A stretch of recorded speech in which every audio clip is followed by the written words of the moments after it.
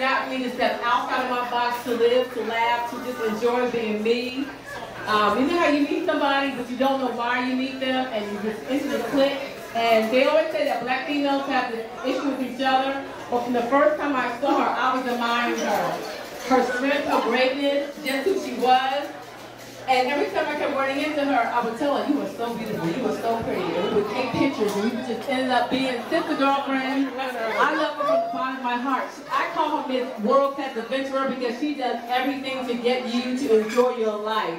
From zip lining to whitewater rafting to skydiving to going to Africa, which is coming up, to just to take it a girls' night out. But I couldn't go because I had to work, but I digress. But she is just, I love her dearly. So, oh, you're Larry, I want to honor you.